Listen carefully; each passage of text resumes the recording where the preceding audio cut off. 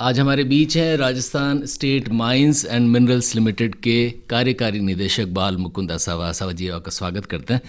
असावा जी, ये वित्तीय वर्ष लगभग ख़त्म होने को है और कोविड-19 भी इस साल पूरे वित्तीय वर्ष पर भारी रहा। बताएं कि ऐसे में संस्थान की क्या गतिविधियां रही, क्या कुछ अच्छा कार्य हो पाया या रुकावटें रही? धन्यवाद सबसे पहले आपका।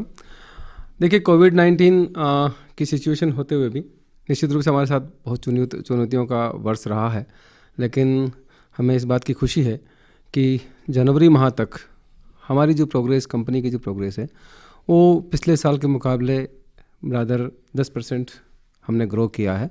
जो भी हमारा मिनरल्स एक्सप्लोरेशन है या रेवेन्यू और जो गवर्नमेंट को जो एक्सचेकर को दिया जाना है, तो आरएसएमएम ने लगभग कोविड की स्थिति से उभरते हुए जो शुरुआती 2 या 3 महीनों का जो हमारा बैकलॉग था, उसे आगे के महीनों के अंदर से पूरा किया है और एक अभी अच्छी स्थिति में रन कर रहा है। असावा जी, आपने बताया कि पिछले साल के मुकाबले इस साल 10% ज़्यादा आपने काम किया है। बताएं कि अगर कोविड-19 की स्थिति नहीं होती तो क्या आंकड़े और भी ज़्यादा अच्छे हो सकते थे? देखिए, निश्चित रूप से कुछ स्थितियाँ और बेहतर हो सकती थी, क्योंकि शुरू मिनरल एक्सप्लोरेशन के अंदर एक सर्टेन लिमिट तक ही मासिक रूप से आप मिनरल निकाल पाते हैं। तो कुछ सीमा तक हमने इसे कवर किया है, लेकिन निश्चित रूप से यदि ये स्थितियाँ और बेहतर होती तो हम और ज़्यादा बेहतर कर पाते इसके अंदर। बाल मुकुंद जी, थोड़ा सा बताएं कि इस वर्ष, इस वित्तीय वर्ष मान लें, क्या क्या चीज़ें ऐसी थी जो आरएसएमएम ने नई की? देखिए, आरएसएमएम का जैसा कि आपको विदित होगा, मैं थोड़ा ब्रीफ करना चाहूँगा कि हम लोग अलग अलग मिनरल में डील करते हैं, जिसमें रॉक फॉस्फेट हैं, लिग्नाइट हैं, जो हम मातासुक, कसनाऊ और गिरल के अंदर एक्सकेवेट करते हैं। इसके अलावा जिप्सम, हमारा बीकानेर डिस्ट्रिक्ट से हम जिप्सम निकालते हैं, और लाइमस्टोन की हमारी जो खदानें हैं वो जैसलमेर में, सानू में एवं गोटन के अंदर हैं, जो वाइट सीमेंट और स्टील अथॉरिटी को जाता है। स्ट्रेटजिक मिनरल होने के कारण से रॉक फॉस्फेट खाद के लिए काफ़ी उपयोग में आता है, और ये सारा मिनरल ऐसा है, लिग्नाइट हो चाहे लाइमस्टोन हो, ये सभी किसी न किसी प्रकार से देश की अर्थव्यवस्था के लिए एक रीढ़ की हड्डी है, चाहे वो एग्रीकल्चर पार्ट हो, चाहे स्टील निर्माण हो, चाहे पावर जनरेशन हो। इस साल आरएसएमएम ने अपने इन जो भी एक्सकेवेशन है, इसको नियमित रखते हुए साथ में कुछ नए प्रोजेक्ट्स अपने हाथ में लिए हैं, जिसमें हमने अभी लाइमस्टोन के अंदर हमें भारत सरकार और राज्य सरकार द्वारा 7 बड़ी लीजें आरक्षित की है लाइमस्टोन के सानों के पास में ही, जिससे आने वाले 20 वर्षों में 25 वर्षों तक आरएसएमएम स्टील ग्रेड लाइमस्टोन की निर्बाध आपूर्ति देश को करता रहेगा। इसके अलावा हम लोग काम कर रहे हैं, जैसा कि आपको एक महत्वपूर्ण एमओयू के बारे में मैं जानकारी देना चाहूँगा, जो अभी पिछले 15-20 दिन पहले हुआ है, जिसमें पोटाश का जो रिजर्व्स हैं, जो हनुमानगढ़ डिस्ट्रिक्ट में और बीकानेर डिस्ट्रिक्ट में हैं, जो 700 से 800 मीटर गहरे हैं, और भारत में पहली बार सॉल्यूशन माइनिंग के द्वारा इस पोटाश का जो बहुत महत्वपूर्ण मिनरल है, इसको निकालने के लिए, इसको एक्सकेवेट करने के लिए आरएसएमएम काम कर रहा है। इसके लिए आरएसएमएम, एमईसीएल और भारत सरकार और खनिज विभाग राजस्थान के मध्य में एक एमओयू भी, त्रिपक्षीय एमओयू भी हस्ताक्षरित हुआ है माननीय मुख्यमंत्री महोदय के सानिध्य में। निश्चित रूप से ये आरएसएमएम के लिए बहुत बड़ा एक मील का पत्थर होगा, और देश के लिए भी एक बहुत बड़ा, एक नई टेक्नोलॉजी के साथ में माइनिंग करने का एक बहुत अच्छा एक अवसर मिलेगा।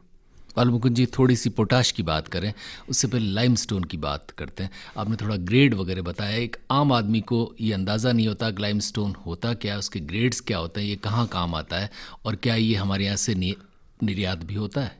देखिए, लाइमस्टोन का जो मेजर उपयोग है वो स्टील बनाने के काम आता है। जो steel authority of India limited के साथ में जो विभिन्न खदानें हैं, स्टील अथॉरिटी, स्टील सभी को परिचित है, चाहे जो भी आम आदमी इस्तेमाल करता है, तो स्टील बनाने के काम में लाइमस्टोन काम आता है। इसके अलावा सीमेंट इंडस्ट्री के अंदर लाइमस्टोन का बहुत बड़ा एक रोल प्ले होता है, बहुत बड़ा उनका मिनरल है। इस साथ में जो हमारी गोटन लाइमस्टोन है, गोटन के अंदर वाइट सीमेंट के लिए वो काम आता है, गोटन का लाइमस्टोन। तो इस प्रकार लाइमस्टोन एक स्ट्रेटजिक मिनरल है, जो कि सीमेंट के कारखानों में प्लस स्टील के कारखानों में काम में लिया जाता है। साथ में जो हमारा सबग्रेड लाइमस्टोन है, उसे पावर जनरेशन के दौरान जो पावर प्लांट्स है वो भी इसका उपयोग करते हैं, और वो उससे एक बेहतर बिजली उनका उत्पादन हो पाता है।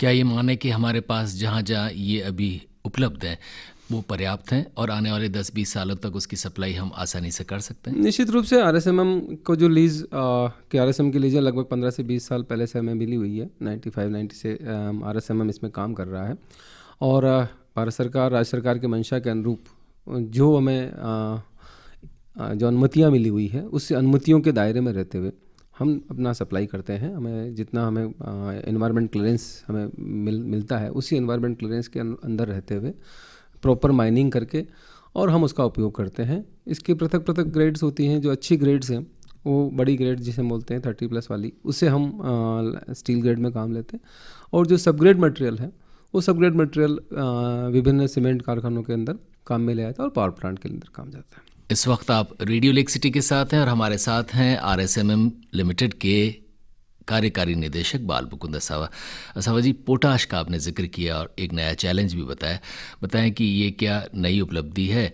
और इसमें क्या क्या चैलेंजेस है और हम कब तक उम्मीद करें कि हम अच्छा पोटाश का उत्पादन कर सकेंगे? देखिए, पोटाश चूँकि ज़मीन से लगभग 700 से 800 मीटर नीचे प्राप्त होता है और अभी ये इनिशियल स्टेज पे हैं। इसके काफ़ी रिजर्व्स हैं हनुमानगढ़ में और बीकानेर डिस्ट्रिक्ट्स के अंदर।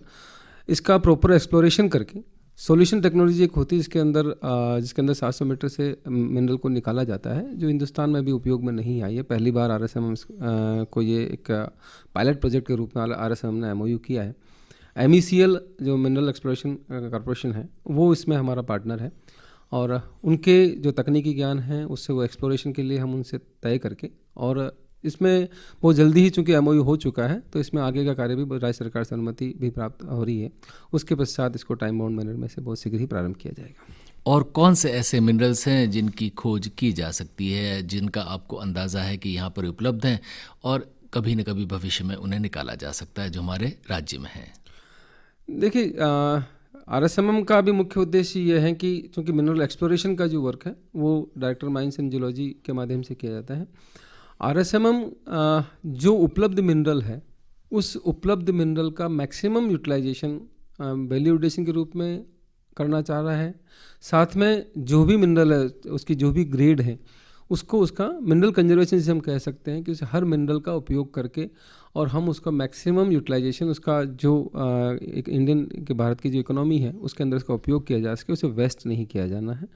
ये हम कर रहे हैं। जैसे हम आपको बताएं कि रॉक फॉस्फेट माइंस हैं। रॉक फॉस्फेट माइंस के साथ में एक सेकेंडरी और हमारा बाय प्रोडक्ट है जिसे वर्तमान में उपयोग में नहीं लिया जा रहा है, लेकिन आरएसएमएम पिछले 1 साल से इसमें कोशिश कर रहा है कि सेकेंडरी ओर का भी हम बेनिफिकेट करके उसका जो ग्रेड है, उसकी जो इम्प्योरिटीज़ हैं उनको समाप्त करके और उसका प्रॉपर यूटिलाइजेशन उपयोग हम लोग कर पाएँ ताकि वो हमें वैल्यूडेशन भी दें और साथ में जो हमारा मिनरल रिजर्व्स है उस मिनरल रिजर्व्स का हम ऑप्टिमल यूटिलाइजेशन कर पाएँ। बाल मुकुंद जी, हमने काफ़ी बातें की, एक्सप्लोरेशन की और दूसरी चीज़ों की। हमारे अंचल पर आते हैं। दक्षिणी राजस्थान को भी कहा जाता है कि खनिज का भंडार है। कौन कौन सी चीज़ें हम यहाँ निकाल रहे हैं और कौन कौन सी चीज़ें हम भविष्य में देश को दे पाएंगे? देखिए, जहाँ तक आरएसएमएम का प्रश्न है, आरएसएमएम यहाँ से रॉक फॉस्फेट जो महत्वपूर्ण मिनरल है, इंडिया का लगभग 90% रिजर्व्स जो है वो आरएसएमएम की जामोर कोटड़ा माइंस के अंदर है, जो लगभग 1975 से हम लोग ये मिनरल को यहाँ पे निकाल रहे हैं। इस मिनरल से यहाँ के आसपास के एरिया में जो खाद के कारखाने हैं वो स्थापित हैं। साथ में यहाँ से बाहर के गुजरात स्टेट फर्टिलाइज़र कंपनी, इन सभी को भी SSP और DAP बनाने के लिए खाद का निर्यात होता है, खाद भेजा जाता है, रॉक फॉस्फेट भेजा जाता है। साथ में जो हमारा एक राजफोस करके प्रोडक्ट है उससे उसको रबड़ के बागानों के अंदर उपयोग किया जाता है, चाय के बागानों में उपयोग किया जाता है। तो वहाँ पर भी इसे मिनरल इसको उनके खाद के रूप में उनका उपयोग किया जा रहा है। खेती के लिए भी उनका डायरेक्ट इम्प्लीकेशंस के रूप में उसको यूज़ करते हैं।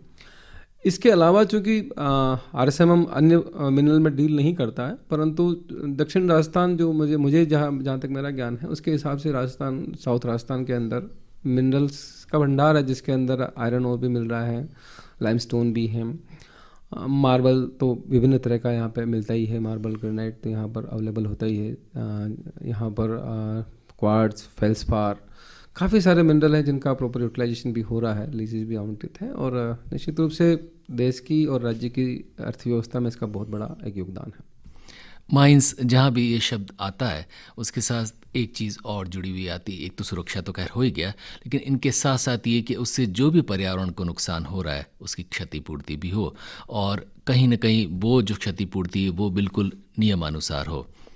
पर्यावरण का पूरा ध्यान रखा जाए। जो एक्सप्लोरेशन हम कर रहे हैं उसमें हम बाद में क्या कुछ कर पाएँ पर्यावरण की दृष्टि से, ये सब RSMM कर रहा होगा। थोड़ी सी इसकी जानकारी भी हमारे श्रोताओं को दें। देखिए, जब भी कोई लीज आवंटित की जाती है या कोई भी माइनिंग ऑपरेट होती है, उसमें जो एक एनवायरनमेंट क्लियरेंस के पर्पज़ से और प्रॉपर माइनिंग के लिए एक माइन प्लान बनता है, और एनवायरनमेंट क्लियरेंस के पर्पज़ से एक प्लान बनता है, और इसी क्लियरेंस भारत सरकार पर्यावरण मंत्रालय द्वारा हमें दी जाती है, जिसमें सारी प्रकार की कंडीशंस जो हैं, क्योंकि हमें एक बैलेंस्ड अप्रोच रहते हुए सस्टेनेबल माइनिंग अगर हमें करनी है तो हमें निश्चित रूप से पर्यावरण का भी ध्यान रखना, लेकिन साथ में हमारा जो रिजर्व्स है उसका भी यूटिलाइजेशन करना है, ताकि हमें अर्थव्यवस्था के अंदर उसका योगदान मिल सके।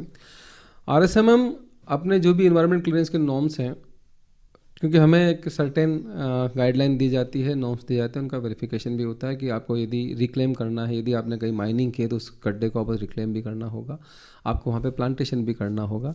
वो सारी चीज़ों को हम लोग कोशिश करते हैं। साथ में अगर हमें वेट माइनिंग करनी है तो हम लोग नियमित रूप से वहाँ पर पानी का छिड़काव करते हैं, ताकि बहुत ज़्यादा मिट्टी नहीं उड़े, लोगों का स्वास्थ्य भी ठीक रहे। इसके साथ साथ में माइनिंग एरिया के साथ में यहाँ मैं आपको और बताना चाहूँगा कि RSMM CSR मद में भी अपना राशि खर्च करता ही है। CSR पे मैं बाद में आऊँगा। District mineral fund foundation trust एक पूरा DMFT 30% ऑफ रॉयल्टी, वो एक भारत सरकार राज्य सरकार द्वारा एक रॉयल्टी के ऊपर सेस लगाया हुआ है, और वो सेस जो अमाउंट है वो करोड़ ऑफ रुपीज़ में वो माइनिंग एरिया और इसके आसपास के एरिया के डेवलपमेंट के लिए ही काम ली जाती है। और उसका जो मैनेजमेंट है उसमें RSMM का रोल नहीं रहता, उसमें इंडिपेंडेंट बॉडी है, वो एक DMFT ट्रस्ट होता है जिला स्तर पर, जिसमें जिला कलेक्टर उसके चेयरमैन होते हैं और सभी जनप्रतिनिधि उनके अध्यक्ष उनके सदस्य होते हैं, उनके द्वारा उसका खर्च किया जाता है। तो मैं ये कह सकता हूँ कि निश्चित रूप से हम अगर प्रकृति से कुछ ले रहे हैं तो हमें प्रकृति को भी साथ में बैलेंस रखते हुए हमें उसको देना होगा, और ताकि हमारा भविष्य भी अच्छा रहे। ये रेडियो लेक सिटी है और हमारे साथ हैं RSMM के कार्यकारी निदेशक बाल मुकुंद असावा।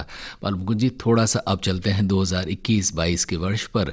बहुत सारी योजनाएं होंगी, बहुत सारी कल्पनाएं होंगी, और शायद हो सकता है कि कोविड-19 की वजह से जो थोड़े से संकट रहे हो, खासतौर पर श्रमिकों के वे शायद खदान में नहीं आ पा रहे होंगे, कम आए होंगे, सुरक्षा के भी बहुत सारे इश्यूज़ रहे होंगे। बताएं कि इस आने वाले समय में क्या योजनाएं हैं और उसके लिए लोगों से आप क्या कहेंगे?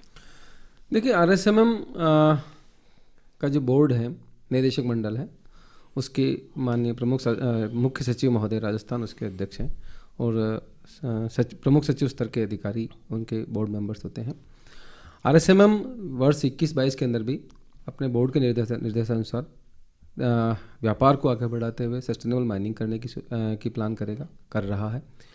हमारी कुछ नई योजनाएं हैं जिसे हम चाहते हैं कि हम पूरा हो, जिसमें एमसेंड जो मैन्युफैक्चर सेंड है, जो रेती का एक अल्टरनेट बनेगा, उसके लिए RSMM प्रयासरत है।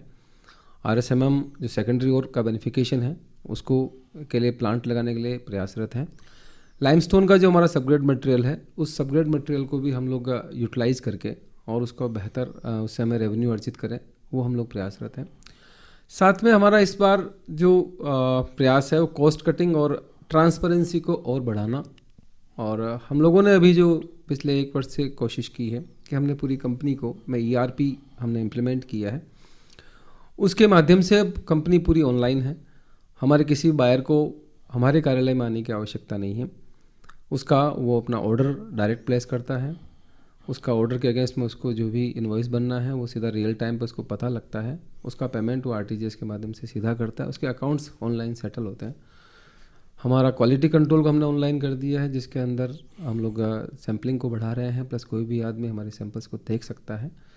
कोशिश ये है कि ऑनलाइन ERP सिस्टम के माध्यम से हम लोग कॉस्ट कटिंग भी करेंगे, खर्चों को भी कम करेंगे, और साथ में कंपनी में एक पारदर्शिता को बढ़ाएंगे, जिससे लोगों में और विश्वास कायम हो।